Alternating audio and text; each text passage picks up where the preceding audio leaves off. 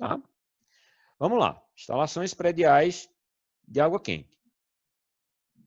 Tá? Eu vou dar uma acelerada, tá? Para que a gente não perca tempo, já que a gente só tem mais, né, 2 aulas.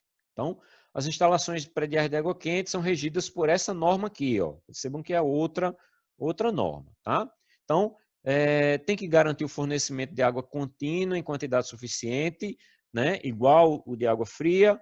A diferença é temperatura controlável, tá? A temperatura ela não pode ser excessivamente quente, né? Já que a gente sabe que pode, né, atrapalhar aí a segurança do usuário, né?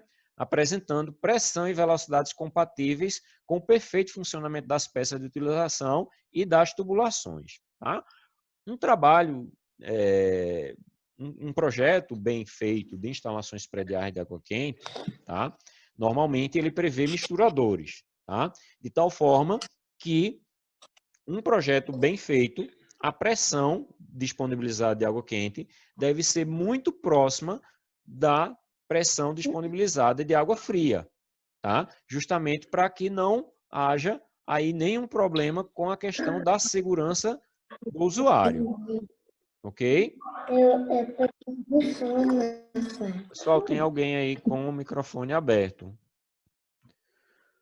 Bom, o outro item, né, que é igual ao de água fria, né, preservar rigorosamente a qualidade de água, proporcionar o nível de conforto adequado ao usuário e racionalizar o consumo de energia. Tá? Então, a gente viu, né, que, preferencialmente, o sistema de água fria e água quente, né, eles sejam realizados por gravidade, né, e sem adições suplementares, por exemplo, de algum recurso, como bombas, né, ou até mesmo aquecedores extras para regularizar aí a questão, né, da temperatura, né, a não ser que realmente o projeto preveja que seja, né, utilizado algum tipo de sistema extra, tá? Mas, né, todo o projeto de água quente e água fria, ele prevê realmente a racionalização do consumo de energia. Tá? E aqui nós temos alguns parâmetros, né, de temperatura de água. Então, se é para uso pessoal, né, de banho ou higiene, né, 35 a 50 graus, cozinha de 60 a 70, lavanderia de 70 a 85, finalidades médicas, né, 100 graus. Estimativa de consumo, aí já está aí essa tabelinha de acordo com a norma aí de instalações prediais de água quente. Então, nós temos aqui os pontos de interesse, né? Eu vou mostrar aqui para vocês, né? Residência com aquecimento solar, né? Então, 50 litros por dia por pessoa, tá? Então, esse é o critério aí que a gente utiliza aí para o dimensionamento aí para a residência. Aí tem outros usos aqui, ó, tá vendo? Ó, lavanderia, restaurante, hotel, escola. Aí são outros parâmetros aí que auxiliam, que dão um norte aí para que vocês consigam desenvolver aí os projetos, tá? Então, o sistema de aquecimento, ele pode ser individual, quando ele atende apenas uma peça de utilização, como por exemplo um chuveiro, uma torneira, né? Então, é o tipo individual. Ele pode ser do tipo central privado, tá? Que atende uma unidade habitacional, tá? Que atende todos os pontos de utilização. Então, existe uma central que atende todos os pontos, tá? Tem o sistema central coletivo também, né, quando um único conjunto de aquecimento, que é o central coletivo, atende a várias unidades dentro do edifício. Então, imagine aí que você tem uma central que distribui para todos os apartamentos de um edifício, ou todos os apartamentos de hotel, enfim. Tá? Então, quando se trata aí de uma residência, é necessário saber quantas pessoas residem na edificação, quantos quartos tem na edificação, se haverá banheiras e qual o volume de cada uma, né? Se haverá máquinas de lavar louça, enfim, né? As peças de utilização. Né? Bom, nós vamos ver vários tipos de aquecedores, tá? E vamos ver como é que faz o dimensionamento deles, tá? Então, aquecedor de passagens a gás, tá? Então, normalmente em edifícios de grande porte, eles utilizam esse tipo de sistema de aquecimento, tá? No projetinho de vocês, tá? Eu peço que vocês façam de aquecimento solar, tá? E aí a gente ainda vai ver, tá? Mas em edifícios novos, nos centros mais desenvolvidos, eles fazem esse tipo de uso. Por quê? Porque normalmente, né, a instalação predial já contempla a instalação de gás, né? E aí eles já disponibilizam o ponto de gás, está vendo aqui? O pontozinho de gás, justamente para que você, né, compre esse equipamento, eles já deixam toda a instalação disponibilizada. Só não disponibiliza, muitas vezes, o equipamento. Tá? Deixa aí para o cliente fazer. E aí nós temos aqui ó, a entrada de água fria. A água fria ela entra aqui. Então, tem o sistema de gás aqui, que faz aí o aquecimento da água. E aqui nós temos a saída de água quente. Tá? Pessoal, uma coisa que é muito importante, tá? E aí, mais lá na frente, vocês vão ver que eu coloquei essa observaçãozinha lá. Água quente do lado esquerdo. Água fria do lado direito, tá? Então, lembrem sempre disso, para não inverter, tá? Existem misturadores, tá? Então, sempre água quente do lado esquerdo, ok? Bom, quanto às peças de utilização, para o cálculo desse tipo de aquecedor, nós temos esses parâmetros aqui, tá? Cada um aí com a sua devida vazão estabelecida. Bom, eu coloquei aqui para vocês, tá? Um manualzinho, tá? Para download aí, desse manual, que indica os procedimentos para instalação do aquecedor a gás. É uma coisa muito técnica, tá, pessoal? Eu não sei se vocês lembram, não sei se foi ano passado ou ano retrasado, que teve um problema de uma casa, foi de um apartamento alugado no estrangeiro, acho que foi no Chile, que uma família brasileira alugou, né, nesses sistemas de aluguéis de apartamento, né, pela internet. Chegou lá, tinha um sisteminha desse instalado. Foi o que aconteceu, deu vazamento de gás, o gás você não sente o cheiro, as pessoas estavam dormindo no apartamento e morreram dormindo, tá? Então, a instalação desse tipo de equipamento é uma instalação estritamente técnica, tá? E por isso que eu disponibilizei aqui esse link aqui, porque tem muito bem explicadinho como é que você faz esse conjunto de instalações. Percebam que a gente está tratando disso aqui, tá? De instalações do sistema, tá? Mas ele requer um conjunto de instalações. E lá está muito bem explicando como é que faz, tá? Percebam que sempre tem aqui uma abertura inferior e uma abertura fixa superior, tá? Nas duas situações aqui, onde tem requisitos mínimos de altura e de área de abertura, tá? Justamente por quê? Porque é um gás que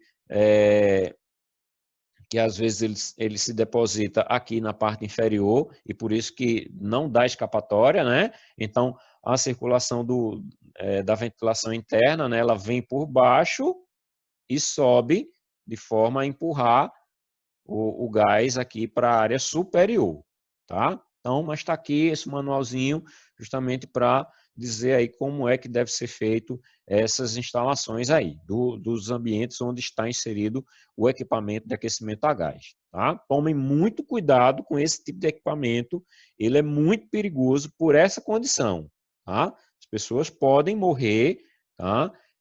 Por conta de algum tipo de vazamento desse tipo de sistema. Bom, e aqui eu estou colocando um exercíciozinho, tá? Que mostra como é que é feito o dimensionamento do aquecedor de passagem a gás. Então, dimensionar um aquecedor para alimentar uma ducha e um lavatório de um banheiro, tá? Aí tá aqui, ó. Cálculo das vazões dos aparelhos. Então, você localiza os aparelhos, os tipos de aparelho, pega aquela vazão disponibilizada e calcula a vazão total, tá? Vazão total aí do equipamento.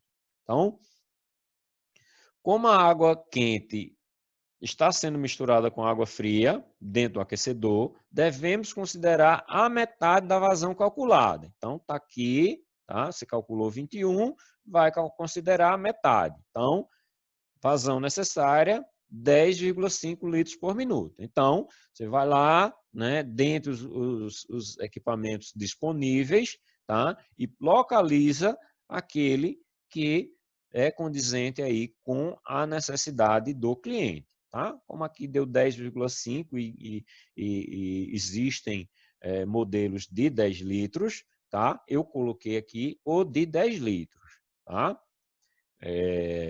Mas o cálculo ele é feito dessa forma aqui, tá bom? Bom, aquecedor de acumulação, tá? Elétrico e a gás, tá? Tem as duas modalidades, tá? Ele existe na condição verticalizada e existe ele também na condição horizontalizada, tá?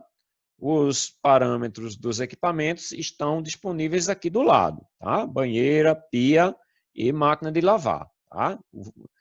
A banheira é considerando a metade do volume por 2, né? Já que ele é normalmente, né, por misturador, né? Então, já que ele é por misturador, então se utiliza aí a metade dividido por 2. Aí está aqui, ó, dimensionar um aquecedor de acumulação a gás de uma residência com 3 dormitórios, uma banheira de 200 litros e um quarto de empregado. Então, a consideração é a mesma. Para cada dormitório, 2 pessoas, 3 vezes 2, 6, mais um dormitório de empregada, né? Uma pessoa, então 6 mais 1, 7 pessoas. Então, esse é um parâmetro, tá?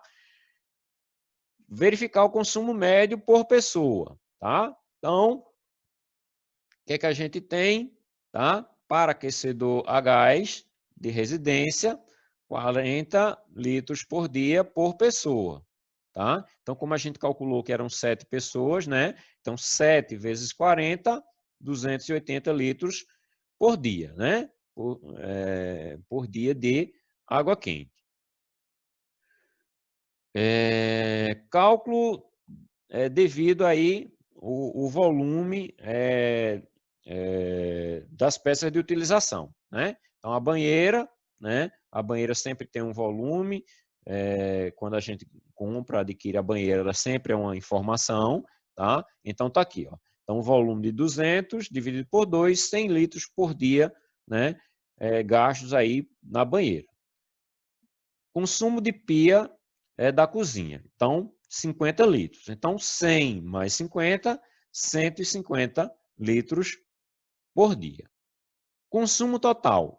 Então, é o consumo das pessoas mais da peça de utilização. Então, 280 devido às pessoas, 150 devido às peças de utilização, total 430 litros por dia. Então, adota-se um boiler, né? Aí, aqui muito próximo, tá? De 450 litros, tá?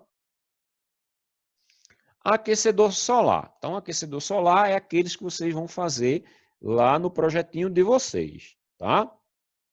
E depois eu dou algumas explicações de como é que vocês vão desenvolver o dimensionamento do sistema solar, tá? Então, o dimensionamento está relacionado com o número de usuários e a destinação da água quente, né, nos pontos de consumo, tá? Então, a princípio, nós temos o sistema solar voltado para residências, e aí é o que a gente vai ver nesse slide, e um que é voltado para edificações, tá? Duas metodologias diferentes, tá? Já que aí a questão de demanda acaba interferindo bastante no dimensionamento, tá? Porque, né, numa edificação, né, é formado por várias residências, né? Então, o cálculo da demanda influencia muito mais do que, de repente, em uma unidade habitacional sozinha, tá? Então, o cálculo do boiler considerando aí 50 litros por dia por pessoa, tá? o número de coletores, tá? Quanto maior for o número de placas, maior será a quantidade de água quente disponível. Isso é uma coisa bastante óbvia, tá? Usualmente você pode fazer essa consideração, 1 metro de área coletada para cada 50 ou 65 litros. Tá?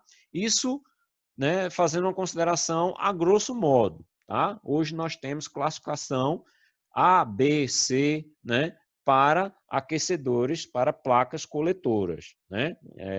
E aí cada uma tem sua eficiência, cada um tem uma quantidade, né, por metro quadrado. As que forem mais eficientes, né, vão requerer, né, uma quantidade menor de área, né, para um volume maior de água, né, devido aí à sua eficiência. Então, mais uma vez, a gente se volta, né, à questão do equipamento. Então, é necessário a gente fazer uma consulta ao equipamento para que a gente faça o dimensionamento de uma forma mais precisa.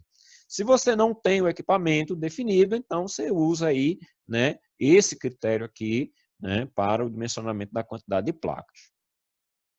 Vou mostrar aqui para vocês, tá, algumas formas formas de fazer a instalação, tá? Distribuição direta, tá? Então nós temos um reservatório que vai levar a água para o boiler, tá? O boiler manda para um coletor solar, do coletor solar, melhor dizendo, do ensino, eu estava mostrando o inverso, né? Então, do boiler ele vai para o coletor solar, do coletor solar, a água, à medida que aquece, como ela é mais leve, ela sobe, tá? Então, o sistema é feito para que ela suba por gravidade, tá? Ela é mais leve, então ela sobe, tá? Para isso existem, né, uma série de regrinhas para que ela consiga subir. Tá? Existem alturas mínimas, alturas máximas, que devem ser observadas para que não requeira nenhum tipo de bombeamento auxiliar. Tá? Então, essas contas elas têm que ser realmente muito precisas. Então, a água desce por gravidade, ela sobe também por gravidade, e aí ela volta aqui para o boiler. Como a água quente ela é mais leve, ela fica em cima, a água mais fria, ela é mais densa, ela fica sempre embaixo, tá? De tal forma que o sistema ele se regula, né? Sempre mantendo aqui a recirculação de água. Então, aqui com aquecimento auxiliar individual. Então, você passa por um sistema, uma resistência auxiliar. Muitas vezes o boiler contém essa resistência auxiliar já contemplada no boiler, outras vezes não, tá? Então, ela passa por um sistema de aquecimento e aí ele distribui, tá, para os pontos de consumo. Então, perceba, né, que aqui poderia ser uma unidade habitacional, então aqui tem um medidor individual de água quente, tá? É necessário, tá, quando a gente tem um conjunto de apartamentos, por exemplo, tá? Então a gente precisa de também um medidor, né, de água quente, tá? Estou fazendo essa consideração aqui apenas para que vocês entendam, tá? E aí passa por um sistema de medição e aqui nós temos aqui, né, pode ter aí um sistema de aquecimento auxiliar. Nesse outro sistema aqui nós temos um sistema de aquecimento solar com auxiliar coletivo. Tá? Então, da mesma forma, sai da caixa d'água, vai para o boiler, do boiler vai para a placa, da placa sobe. Tá? Ele pode ter aqui um sistema auxiliar, né, de aquecimento que manda aí para as unidades de consumo. Da mesma forma aqui, ó, medição individualizada de água quente. De tal forma que o sistema ele volta para o boiler. Tá? Não mediu na residência, né? Ele tem que ser devolvido para o boiler para que a água circule. Tá? Então, você manda água quente, a água quente empurra a água de volta, de tal forma que ele sempre vai ficar recirculando. Distribuição indireta. Tá? Nós temos aqui a caixa d'água aqui tem um sistema de água fria, né, sendo distribuído. A caixa d'água manda para o boiler manda para a placa manda para o boiler pode ter um sistema de aquecimento ou não, ele manda aqui para a unidade consumidora, tá? Aqui, dentro das unidades consumidoras, ele pode ter um sistema que pode enviar de volta para retornar o boiler, tá? De tal forma que a água fria não fica dentro da tubulação de água quente. Então, ela passa aqui por um termostato, tá? Então, se a água aqui está fria, ela manda para que essa água ela recircule e volte aí aquecida novamente, tá? E pode ser da mesma forma o sistema coletivo, tá? Então, sempre aí são formas de você montar aí o sistema de aquecimento solar. Aqui eu estou colocando aqui um exemplo de dimensionamento de aquecimento solar para uma residência, tá? Então, residência com 3 quartos e uma dependência de pregada. Sabe que serão instaladas 2 banheiras de hidromassagem com volume de 200 litros cada. Então, número de usuários do sistema, mesmo critério. 3 vezes 2 dá 6, uma dependência de empregada, 7 pessoas. Então, nessa unidade habitacional, 7 pessoas. Cálculo do volume de água quente, então 7 pessoas vezes 50 litros por dia, 350 litros por dia. Então, cálculo do consumo devido às peças de utilização, 2 banheiras de 200 litros, então a gente considera sempre a metade, de tal forma que a gente calculou aqui 200 litros por dia. Tem ainda a pia de cozinha, né? Então, consulta lá a tabela, o consumo da pia é de 50 litros por dia. Então, o consumo das peças de utilização é de 200 mais 50, 250 litros por dia, tá? Então, somatório total, né? Então, devido às peças de utilização mais o consumo devido às pessoas, deu 600 litros por dia, né? Então, adote-se aí o boiler de 600 litros, que é um padrão comercial, tá? Cálculo da quantidade de placas, né? Então, número de placas eu coloquei aqui considerando 50, né? 50 50 litros por metro quadrado, tá? Então, a gente tinha calculado 600 litros, né? Considerando aí que o parâmetro escolhido foi de 50, né? Pode ir de 50 a 65. Então, 12 placas de 1 metro ou simplesmente 6 placas de 2 metros, tá? Existem também placas também de 2 metros, tá? Bom, a rede de distribuição, tá? A gente tinha visto que a rede de distribuição de água fria, tá? Ela não deve recorrer, né, na questão do superdimensionamento e muito menos a questão de água quente. Por quê? Porque quando você coloca água quente dentro da tubulação, essa água ela vai perdendo calor, tá? Porque ela precisa estar recirculando. Tá? Então, se essa água está parada dentro da tubulação, ela está perdendo calor, né? E aí ela está esfriando, tá? Então, quando você abre a tubulação, a peça de utilização, então essa água fria contida na tubulação, ela precisa necessariamente sair todinha para que realmente você passe a ter água quente. Então, o superdimensionamento da tubulação é um problema, tá? Não só o problema, digamos, do preço da tubulação, tá? Mas o problema realmente dessa água que pode ser um volume bastante considerado, que fica dentro da tubulação e que não atende à questão do consumo, já que ela vai ser uma água fria, né? Bom, nós temos vários tipos de materiais para condução da água quente. Ela pode ser de cobre, ela pode ser de aço carbono galvanizado, pode ser em CPVC, pode ser do tipo PPR, tá? Que são aquelas, a tubulação verdinha, que normalmente ela solda o cano, tá? Então é um sistema que é um pouco mais caro, tá? Mas que tem uma série de qualidades, tá? E tem a PEX, né? Que é um tipo de ligação que veio como uma tendência, mas que nunca se consolidou, tá? Mas que é um tipo realmente bastante prático, tá? Que realmente existe algum campo de aplicação, principalmente nos grandes centros. Bom, e aqui eu faço algumas observações importantes, tá? Então, essa tela que eu estou mostrando aqui para vocês, tá? Eu quero que vocês leiam ela bastante, tá? Então, aprendam essas observações aqui, que aqui é um resumo, literalmente, das questões relacionadas com água quente, tá? Então, tá aqui aquela questão que eu falei para vocês, ó.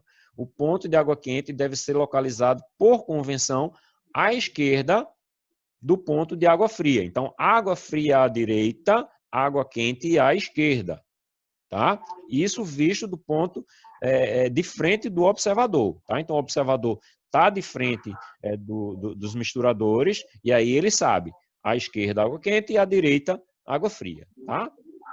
Temperatura máxima a ser entregue, ó, 70 graus, a fim de garantir aí a segurança do usuário, tá? Para não causar nenhum tipo de queimadura, né? Vai que o camarada chega, não tem costume, abre o de água quente, né? E só o de água quente, não abre o de água fria. Então, né? Então o sistema tem que garantir aí a segurança do usuário, né? Se houver possibilidade de água ultrapassar 40 graus, utiliza-se misturadores, é obrigatório, tá? É obrigatório essa consideração, tá? E aí nós temos aí uma série de outras considerações aí que eu quero que vocês leiam, tá bom? Bem, retomando aí a aula, tá? Então, para o dimensionamento das tubulações de água quente, adotam os mesmos princípios, né, aplicados aí para o dimensionamento de água fria, tá? Ou seja, a dos pesos relativos, tá? O primeiro passo é determinar a soma dos pesos das peças de utilização para cada trecho da instalação conforme a tabela. Então, nós temos aqui a banheira, o bidê, o chuveiro, o lavatório, a pia da cozinha, que são os equipamentos, né, que mais